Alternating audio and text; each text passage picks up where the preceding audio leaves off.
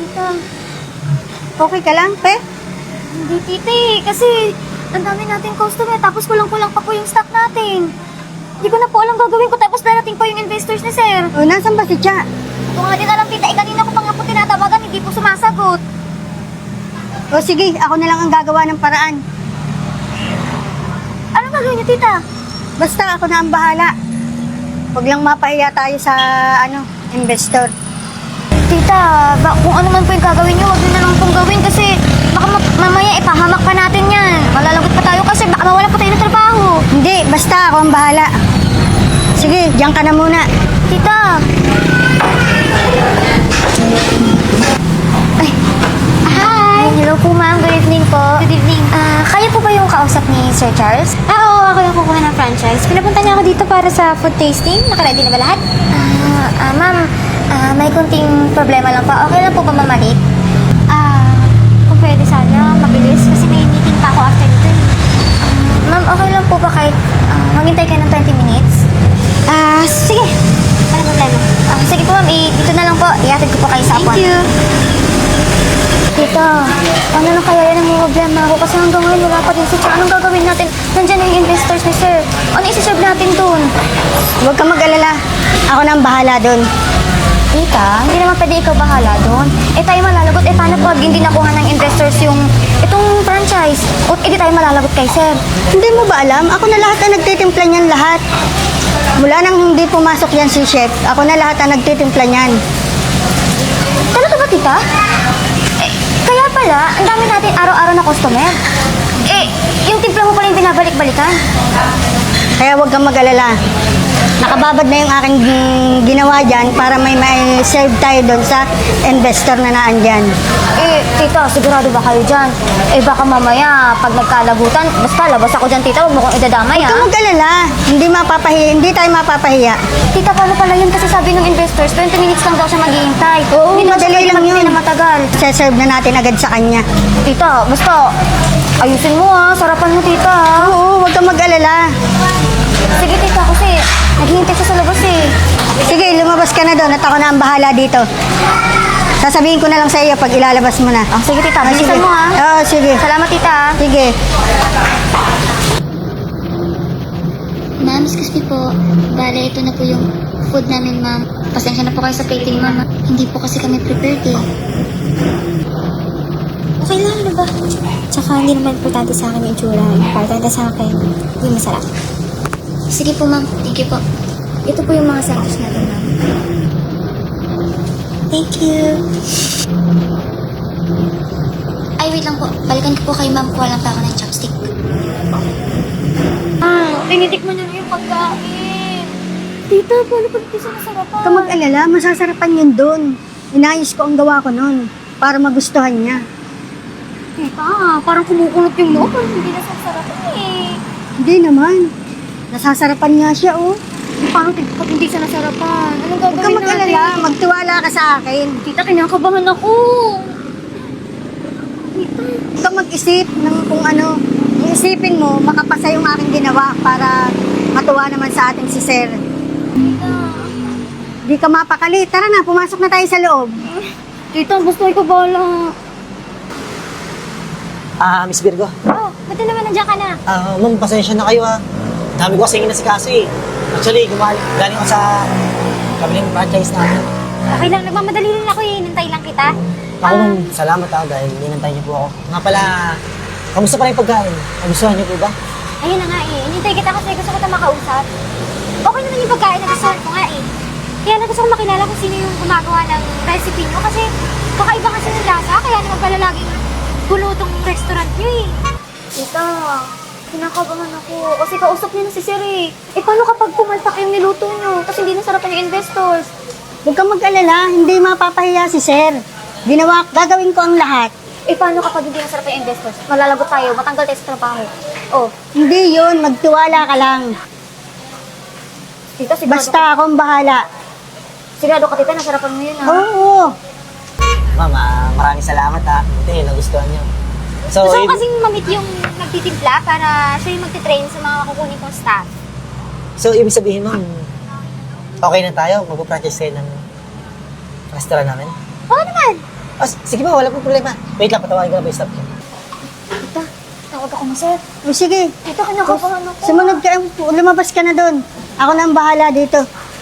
Tita. Saglit lang ah. Ayun na. Sir, Pe. Gusto ko kasi makilala ni Mang Virgo si Cha. Sir. Hello po. Cha, actually, maraming salamat sa'yo ah. Tuloy dahil sa'yo, siguro, hindi makukuha naman yung franchise nito. Sir, talaga? Oo. Actually nga yan, gusto kong i-invite ni Ma'am sa pag-opening ng restaurant nila eh. Ay, ma'am, thank you so much po. Oo, gusto ko kasi ikaw yung mag-train sa mga magiging staff ko. Babayaran na lang kita. Ay, sige ma'am. Naku, kahit ano ma'am, natanggapin ko yan. May meeting pa kasi ako eh. Pwedeng mauna na ako? Sige, hatid na kita. Sir, thank you po, ma'am. Sasabihin Thank you lang po. po ako. Mabuti pa, mamaya na lang ha. Ihatid ko lang si Ma'am, okay? Ay, sige po sir, ingat po kayo ni ma'am. Ma'am, thank you po. Thank you. Wait, Cha. Saan ka ba galing? Alam mo ba kanina pa kami nag-iisip kung anong gagawin namin? Ha? Stress na kami dito? May nilakad lang ako eh. At least nandito na ako. Ano bang kinagagawa Talagang mo? uunahin mo yung lakad mo? Alam mo na may investor na darating si Sir? Ha? Okay naman na, di ba? Ano bang nirereklamo mo? Yun na nga eh. Buti nga naging okay kasi ginawa ng parang ni Tita Ana. Tita Ana? Paano mangyayari yun? Utusan ko nga lang sa loob. Di ka na magpasalamat ano? Ba't ako magpapasalamat? Buti nga nakaligtas ka pa eh. Okay, hindi dahil sa kanya, di sana napahamak ka na, di ba? Yung mga stocks natin, kulang-kulang pa. Tapos yung sinerve natin kanina sa investors, alam mo ba si Tita Ana nagtimpla nun? Tapos ikaw lang yung magtitake ng credit? Aba, anong ginagawa niyo? Okay lang yun. At least meron kayong pakinabang sa ngayon. Anong pakialam mo kung ako mag-take ng credit? Ako naman talaga yung gumagawa lahat dito eh. So, dapat lang na ako ang kahangaan ni Sir. Kapal naman ang mukha mo? Ha? Kung hindi dahil kay Tita Ana, hindi makukuha ni Sir yung sa investors niya. Ako hindi din dahil sa akin, hindi din makikita ni Tita Ana kung ano yung mga ginagawa ko dito. Talaga ipagpipilitan mo pa? Talaga, kasi hindi naman niya matututunan yan kundi niya nakikita yung mga ginagawa ko sa loob, di ba? Pasalamat siya at meron siya ng alam dahil sa akin.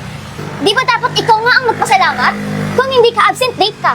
Oh, Anong problema mo dun? At least nagagawa ko yung trabaho ko kahit late ako. Teka lang, yung kinagawa yun. ay wala Sir. Ano kasi Sir? Nag-usapan lang kami. Hindi, kanina bago ako malis, may gusto kang sabihin. Ay, naku sir, wala yun. Ay, wait, ang daming customer sa loob. Pwede ba paka-escaso muna? Hindi kasi Sir, may gusto talaga akong sabihin sa'yo eh. Kasi ito si Sir. Di, Si wala Cha sir, kasi alam Sir mo, eh. Mabuti pa sir, alam kong pagod ka sa biyahe. Tsaka, di ba, nag-usap kayo ni Miss Virgo. Mas mabuti, sir, magmerienda ka muna kasi Teka niyan. lang siya. May gusto akong malaman dito eh. Pe, ano ba talaga yung gusto mong sabihin? Ganito kasi yan Sir. Yung totoo kasi, yung binigay dun sa investors kanina, si Tita Ana po yung gumawa nun. Itong si Sir, sinungaling ka. nung hinahanap niyo siya, nagkataon, nakararating niya lang. Ay, Nagsisinungaling. kanina nga kapado pa kami kasi hanggang kanina wala pa si Sir. Ang problema kami kung paano namin isi-serve dun sa investors niyo. Ang tagal niya din naghintay kasi wala kami na-prepare na pagkain sa kanya. Sige, ganito. Asa ba si Ate Ana? Nasa kitchen po, Sir. Pakita ko nga saglit. May gusto lang akong malaman. Ate Ana, pasensya na kung napatawag ko kayo dito ah. May gusto lang kasi talaga akong malaman. Ano ba talaga yung totoo nangyayari? Sinasabi kasi ni Ben na kayo daw po yung gumagawa. Sir, lagi po kasing wala si chef. Kaya ginagawa ko po yun. Sorry po kung pinakailaman ko po yung gawain ni Cha.